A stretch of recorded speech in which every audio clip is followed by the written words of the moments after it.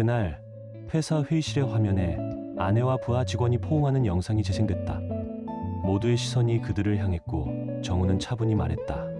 이 남자는 제 아내와 불륜 관계에 있습니다. 그 한마디로 세상은 조용해졌다. 누구도 입을 열지 못했다. 그날의 침묵이 내 인생의 전환점이 될 줄은 그때 몰랐다. 이야기는 거기서 시작된다. 완벽했던 결혼, 신뢰하던 후배, 그리고 너무 늦게 찾아온 진실. 의심이 불신으로 바뀌고 불신이 복수로 변하는 데엔 오랜 시간이 걸리지 않았다.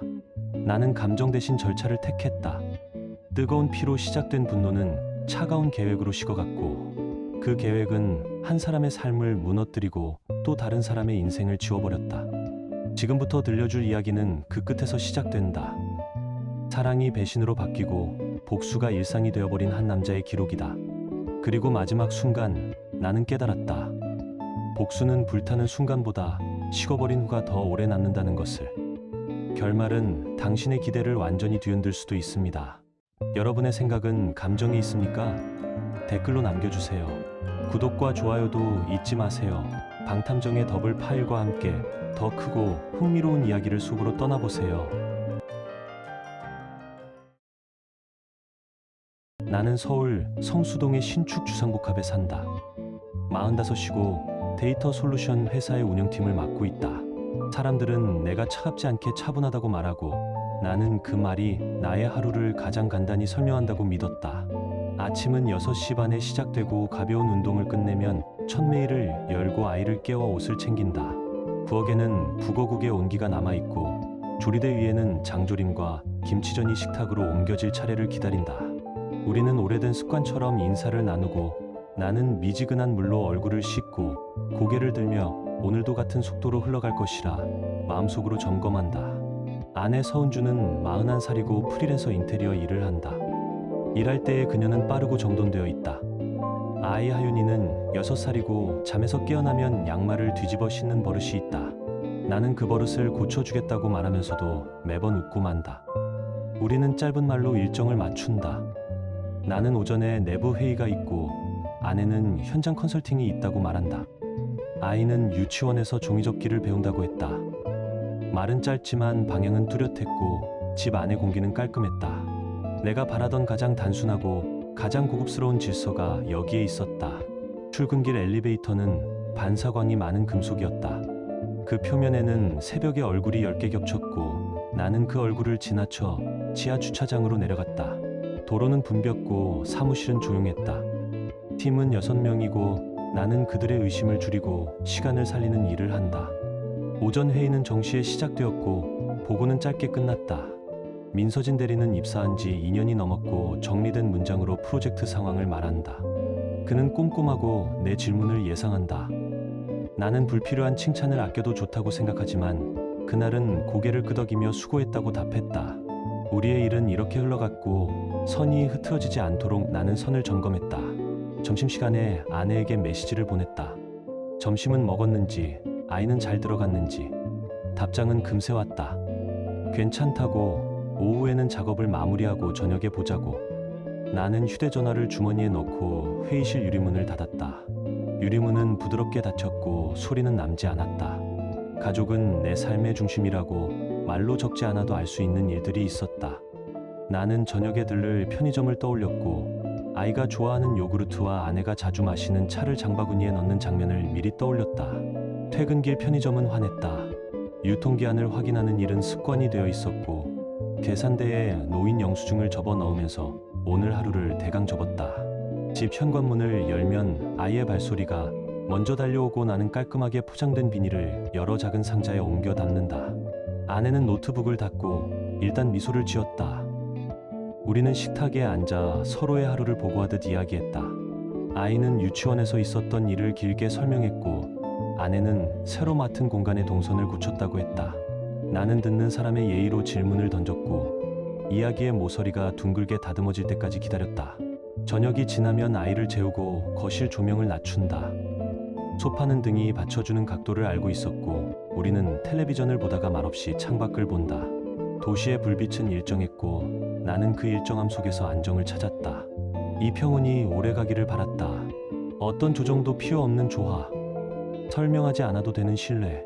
나는 그것이 우리에게 충분하다고 믿었다. 그 믿음이 흔들리기 시작한 건 아주 작은 일 때문이었다. 한 달쯤 전 식탁 위에 놓인 아내의 전화 화면은 이상하리만큼 깨끗했다. 알림이 비어있고 잠금 화면은 바뀌어 있었고 아내의 손은 무심하게도 늘 주머니 쪽으로 움직였다. 그날 저녁 그녀는 통화를 위해 거실을 지나 방으로 들어갔고 나는 이유를 묻지 않았다. 묻지 않는 태도는 종종 신뢰처럼 보이지만 때때로 그것은 피로의 다른 이름이었다. 나는 컵에 물을 채우며 물의 표면이 잔잔한지 확인했다. 물은 잔잔했지만 마음은 아니었다. 그 작은 이상이 다시 나타났을 때 나는 표정을 바꾸지 않았다. 비밀번호가 바뀌었다는 사실을 확인했을 뿐이고 메시지 알림의 표시 방식이 달라졌다는 정도를 기록했을 뿐이다. 나는 직업적으로 기록하는 사람이고 기록은 감정보다 오래간다. 그날 밤 엘리베이터 문이 닫히는 소리가 짧게 울렸다. 띵. 나는 그 소리를 듣고 고개를 들었다. 아무 일도 없다는 듯 복도로 들어섰지만 마음 어딘가에는 아주 얇은 금속성의 선이 그어졌다. 그 선은 지워지지 않았고 그 다음 날에도 그대로였다. 나는 이 이야기를 숨기지 않을 것이고 앞으로 일어날 일들을 순서대로 말할 것이다. 평온이 금속의 선으로 갈라지는 과정을 나는 끝까지 기억할 것이다. 나는 서울 성수동의 신축 주상복합에 산다. 그날은 별일 아니어야 했다. 화면에 알림이 몇 개 떠 있었고 나는 그냥 스쳐 지나가려 했는데 서은주가 재빨리 다가와 휴대전화를 집어 올렸다. 얼굴에 숨길 수 없는 당황이 스쳤고 나는 그 표정을 오래 기억하게 되었다. 은주는 예전엔 전화를 거실 아무데나 두고 다녔고 내가 사진을 옮기거나 메시지를 대신 확인해도 아무렇지 않았다. 언제부터인가 그녀는 전화를 손에서 놓지 않았고 화장실에 갈 때도 챙겼고 샤워를 할 때면 욕실 선반 위에 올려놓았다. 어느 날 비밀번호가 바뀌어 있었고 내가 묻자 그녀는 짧게 말했다. 요즘 보안이 중요하대. 말은 가벼웠고 울림은 무거웠다. 믿으려 했지만 마음 어딘가가 계속 긁히는 느낌이 남았다. 그 후부터 작은 이상이 이어졌다. 외출이 잦아졌고 이유는 늘 같았다. 고객 미팅. 프리랜서에게 특이할 것 없는 말이었지만 이전과는 다르게 그녀의 준비가 달라졌다. 잘 쓰지 않던 실크 스카프를 메고 손목시계를 바꿨고 귀에는 작은 진주가 반짝였다. 향은 예전과 같았지만 걸음의 속도와 시선의 결이 달라졌고 말끝이 낯설게 매끄러워졌다. 나는 질문을 줄였고 대신 기록을 늘렸다. 그날 저녁 그녀가 또 늦는다고 하자 나는 확인하기로 했다. 블랙박스 같은 구식 장치는 켜지 않았고 내 차의 텔레매틱스 앱에서 이동 이력을 불러왔다. 도시의 점들이 지도 위에 찍혔고 내가 알던 동선과 맞지 않는 표식이 서쪽의 아파트 단지 근처에 겹쳐 있었다. 회사 그룹웨어에는 내가 승인한 적 없는 야간 회의실 예약이 떠 있었고 시간대가 그녀의 돌아오는 시각과 맞물렸다. 관리사무소 앱에 주차 출입 기록을 조회하니 우리 차가 집에 들어오지 않은 날들이 줄처럼 이어졌고 나는 모니터 앞에서 손을 무릎 위에 포개고 숨을 고르며 다시 확인했다. 그날 밤 은주는 11시를 넘겨 들어왔다. 나는 평평한 목소리로 물었다. 미팅은 잘 끝났어.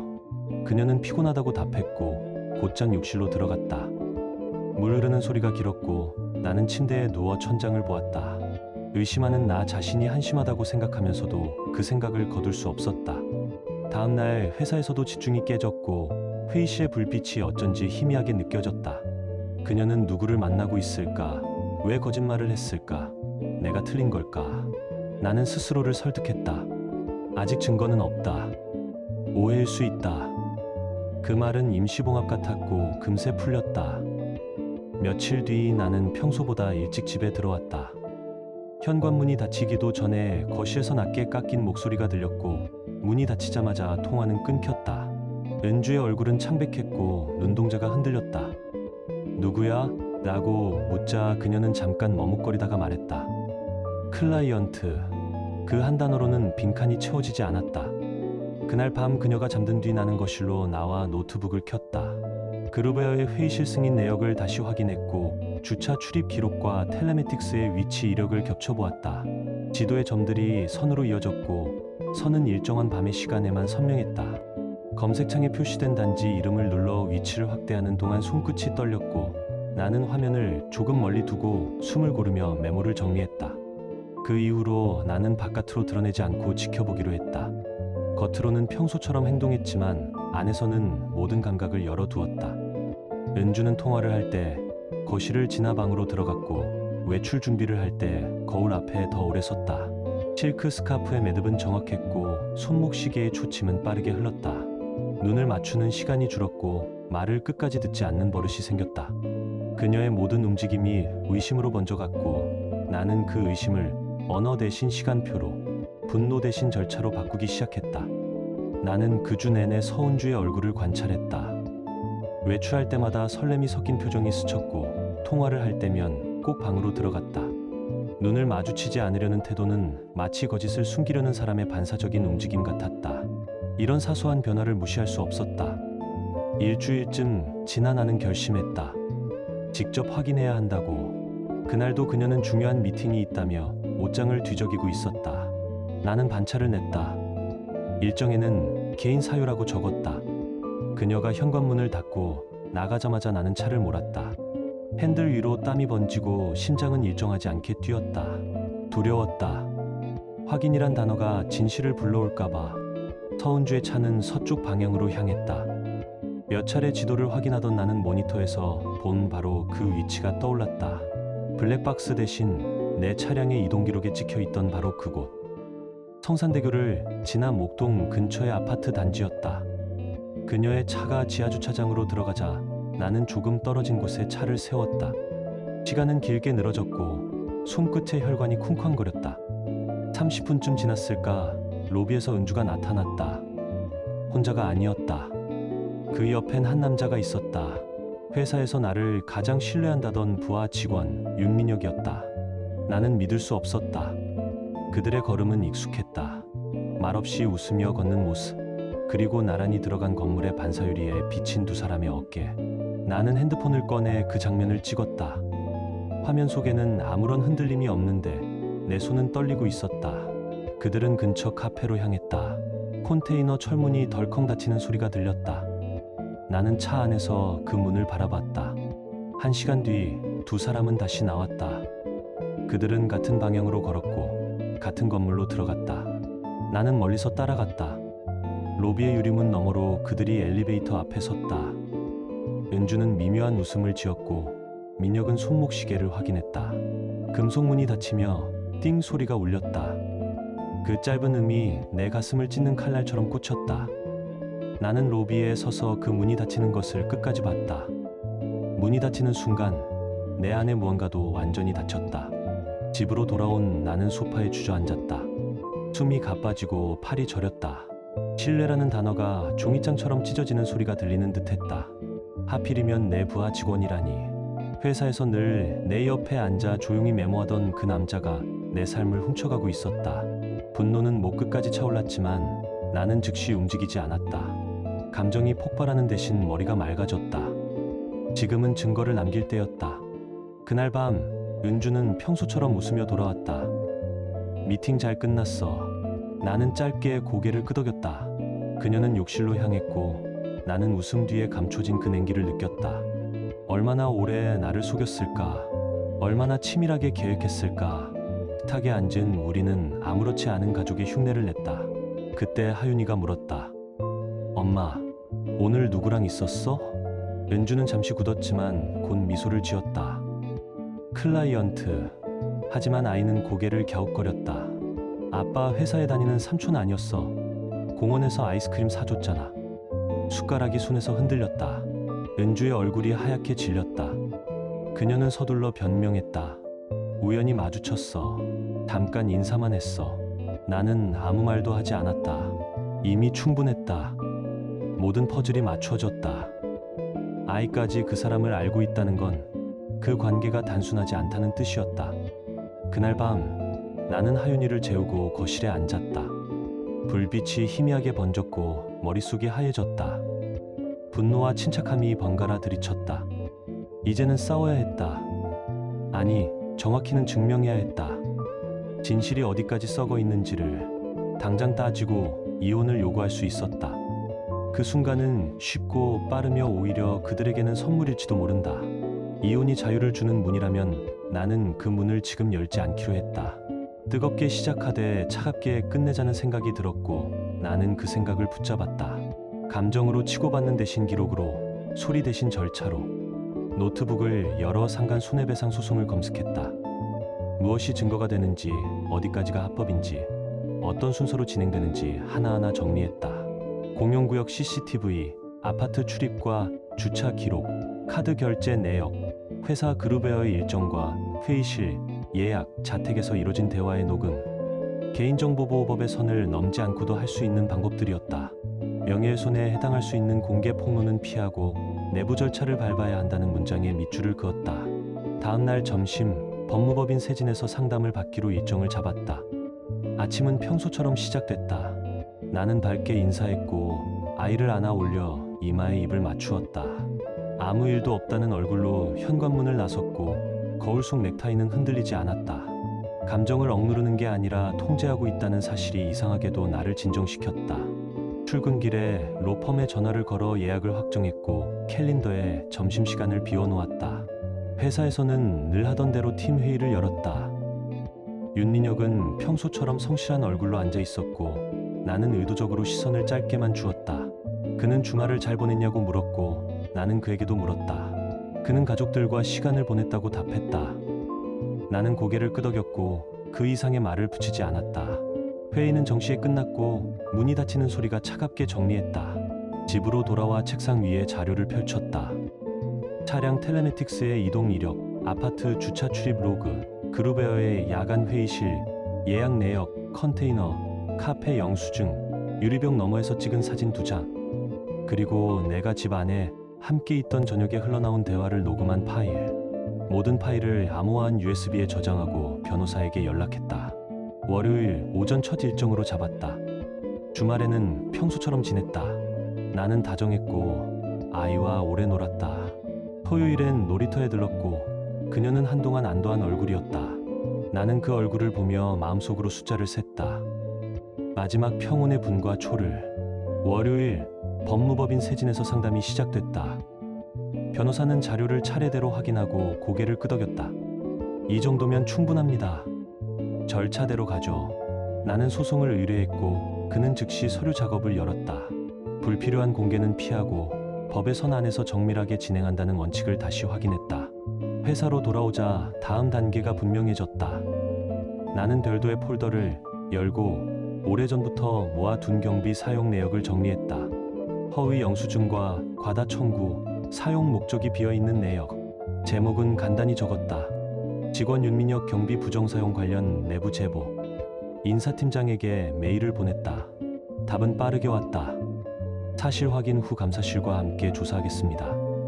이틀 뒤 인사팀에서 누군가가 회의실로 불려 들어갔다. 유리문 너머로 보이는 어깨선만으로도 누군지 알 수 있었다. 윤민혁은 창백했다.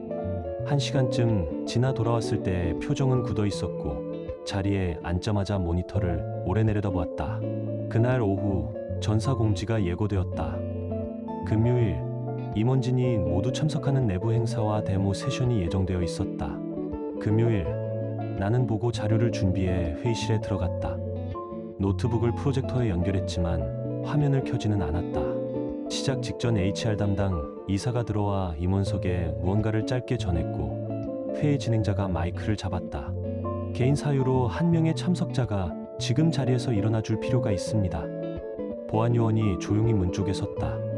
윤민혁이 자리에서 일어났고 사람들의 시선이 한 번에 그를 스쳤다.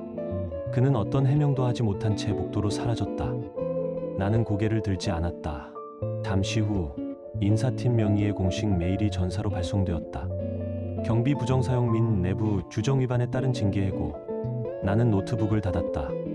보고 대신 사직서를 들고 인사팀으로 향했다. 오늘부로 팀장직을 내려놓겠습니다. 인사팀장은 만류했지만 내 결심은 이미 오래전부터 굳어 있었다. 지난달 밤마다 시간을 쪼개 준비해둔 새 법인의 등기부 사본이 서류철 맨 앞에 끼워져 있었다. 나는 도장을 찍고 문서를 넘겼다. 복도로 나오자 금속문이 진동했다. 띵. 짧고 선명한 소리. 복수의 첫 단추는 조용하게 그러나 완벽하게 끼워졌다. 집에 돌아오니 그녀가 소파에 앉아 있었다. 얼굴이 하얘졌다. 어디선가 급히 받은 전화를 눈으로 짐작할 수 있었다. 나는 조용히 물었다. 이제 알았나? 그녀의 목이 떨렸다. 침묵이 길게 흘렀고 나는 그 침묵도 기록처럼 마음속에 저장했다. 아직 끝이 아니다. 절차는 계속된다. 그녀는 변명으로 빈칸을 메우려 했다. 나는 손을 들어 말을 막았다. 가방에서 봉투 하나를 꺼내 식탁 위에 올려두었다. 상간 손해배상 청구, 소장 초안과 내용 증명 발송 사본이었다. 청구액은 3천만 원으로 기재해 두었다. 법이 허용하는 선에서 가장 차갑고 정확한 숫자였다. 나는 차분히 말했다. 그는 이미 회사에서 징계를 받았고 이제 민사 책임을 져야 해. 그녀의 얼굴은 더 하얘졌다. 잘못했어. 다시는 안 그럴게. 울먹이는 말이 식탁 위에서 부서졌다. 이혼하자. 그 말에 나는 고개를 저었다. 아니, 지금은 아니다. 그녀가 당황해 물었다. 그럼 어떻게 하자는 건데? 별거부터 할 거야. 너는 이 집을 당분간 비워. 공동계좌 사용은 중지하고 재산보전 가처분은 법원에 신청해 둘 거야. 생활비와 아이 문제는 임시처분에 따라 정리한다. 나는 문장을 짧게 끊어 설명했다. 자유는 나의 선물이 아니다. 나는 그 말을 굳게 삼켰다. 다음 날 나는 윤민혁의 배우자에게 법무법인을 통해 자료를 전달했다. 처음엔 믿지 못하는 목소리였지만 HR의 징계, 통지와 공용구역의 동선 기록, 회계 내역이 정리된 표를 본 뒤 통화는 길어지지 않았다. 며칠 후 그 집에서도 소장이 접수되었다는 소식이 전해졌다. 일주일 뒤 서은주는 짐을 꾸렸다. 친정으로 간다는 말만 남겼다. 나는 하윤이의 머리를 쓰다듬으며 말했다. 엄마는 잠시 할머니 댁에 가 있어. 아이는 언제 와? 라고 물었고 나는 대답을 아꼈다. 정해지지 않은 시간을 약속으로 치환하고 싶지 않았다. 윤민혁은 재취업을 시도했지만 매번 불발되었다. 징계 사유가 인사 네트워크를 통해 공유되면 이력서는 더디게 움직인다.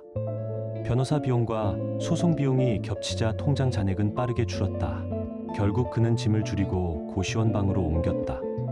얼마 지나지 않아 전라도의 작은 도시로 내려갔다는 이야기를 들었다. 부모 집의 방 하나를 빌려 하루를 보탰다고 했다. 서은주의 사정도 나아지지 않았다. 프리랜서 일거리는 하나둘 끊겼고 함께 일하던 몇몇 클라이언트는 연락을 멈췄다. 가족의 태도도 달라졌다. 그녀의 아버지는 말이 적어졌고 어머니는 한숨이 잦아졌다. 결국 서은주는 역 근처의 원룸을 얻어 혼자 지내기 시작했다. 밤이 되면 내게 전화를 걸어 이혼해줘라고 말했다. 나는 같은 대답을 반복했다. 아직 아니다. 한 달 뒤 첫 조정기일에 출석했다. 그는 수척했고 나는 준비해온 서류처를 책상 위에 올려두었다. 변론은 석 달 가까이 이어졌다. 그의 변호인은 금액을 낮춰 달라고 요청했지만 우리는 일치된 시간표와 계정 내역, HR 문서와 공용구역 영상으로 조용히 답을 대신했다. 최종 결정문이 낭독되는 날 판사는 담담히 말했다. 피고는 원고에게 금 3천만 원을 지급하라. 법원을 나오며 나는 하늘을 한번 올려다보았다. 승리는 환호가 아니라 질서였다. 나는 쓸모없는 소리를 남기지 않기로 했다. 집으로 돌아와 아이의 잠을 재웠다. 불이 꺼지자 방 안은 금방 조용해졌다. 어둠이 고르게 내려앉았고 나는 그 고른 어둠 속에서 다음 절차를 생각했다. 아직 해야 할 일이 남아 있었다. 그리고 나는 서두르지 않을 것이다. 나는 면접 교섭을 한 달에 한 번으로 정했고 만남은 내 눈앞에서만 허용했다. 하윤이는 엄마를 보고 싶어 했고 서은주는 아이를 안고 미안하다고 속삭였다. 아이의 손길이 엄마의 등을 천천히 토닥였고 나는 그 장면을 조용히 지켜보았다. 감정은 흔들렸지만 결정은 흔들리지 않았다. 윤민혁의 소식도 들려왔다. 지방 편의점에서 최저임금 수준으로 야간 근무를 한다는 이야기였다. 한때 회의실 첫 줄에 앉던 사람이 이제는 카운터 뒤에서 새벽을 샌다고 했다. 전 아내는 새 삶을 준비 중이라 했고 면접 교섭은 제한적으로만 허용되었다. 1년이 지났다. 나는 새로 만든 회사를 안정궤도에 올려놓았고 규모는 크지 않았지만 수익은 분명했다. 무엇보다 나는 자유로웠다. 불필요한 의심을 관리할 필요가 없었고 신뢰할 수 있는 사람들과 일했고 회사는 천천히 성장했다. 서은주는 점점 고립되었다. 프리랜서 의뢰는 끊겼고 함께 일하던 몇몇은 연락을 멈췄다. 원룸의 불빛이 늦게까지 켜져 있는 밤이 많아졌고 그녀는 텔레비전 앞에서 시간을 보냈다. 나는 개입하지 않았다. 시장은 스스로 반응했다. 2년이 지났다. 윤민혁은 지방 공사 현장에서 단기 일용직을 전전했다.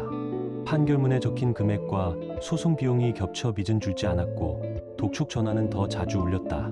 그의 방은 더 작아졌고 계절은 몇 번이나 바뀌었다. 그가 꿈꾸던 어떤 정상은 이제 지도의 바깥에 놓였다. 서은주는 병원 진료를 받았고 약을 먹으며 버틴다는 말을 전해 들었다. 가끔 하윤이를 만나는 시간이 유일한 기대라고 했다. 하지만 아이는 엄마를 점점 낯설어했다. 나는 아버지이자 보호자로서 아이 곁을 지켰다. 나는 두 사람의 몰락을 조용히 보았다. 복수는 소리로 완성되지 않았고 절차의 모양으로 완성되어 갔다. 돌이켜보면 내가 한 일은 큰 목소리를 내는 일이 아니라 문장을 정리하는 일이었다. 3년이 지났다. 회사는 자리를 잡았고 사람은 15이 되었고 매출은 꾸준히 올랐다. 하윤이는 초등학교 3학년이 되었고 밝게 자랐다. 어느 날 서은주에게서 연락이 왔다. 만나고 싶다고 했다. 나는 조용한 카페를 택했다. 새해 만에 마주 앉은 그녀의 얼굴에는 피로가 깊게 내려앉아 있었다. 머리카락은 윤기를 잃었고 미간에는 얇은 주름이 여러 겹 겹쳐 있었다. 그녀는 고개를 숙이고 조용히 말했다. 이혼해줘. 더는 버틸 수가 없어. 나는 한동안 그녀를 바라보았다. 한때 사랑했고 함께 설계를 그리던 사람. 그러나 내 안에서는 어떤 감정도 일어나지 않았다. 미움도 연민도 아니고 차가운 무관심이 자리했다. 알겠다. 이혼하자. 그녀는 믿기지 않는다는 얼굴로 물었다. 정말이야? 나는 담담히 답했다. 확인할 게 필요했어. 내가 완전히 무너졌는지. 이제 더 붙잡아 둘 이유는 없어. 그녀의 눈가에 눈물이 맺혔다. 고맙다는 말과 원망이 뒤섞인 시선이 흔들렸다.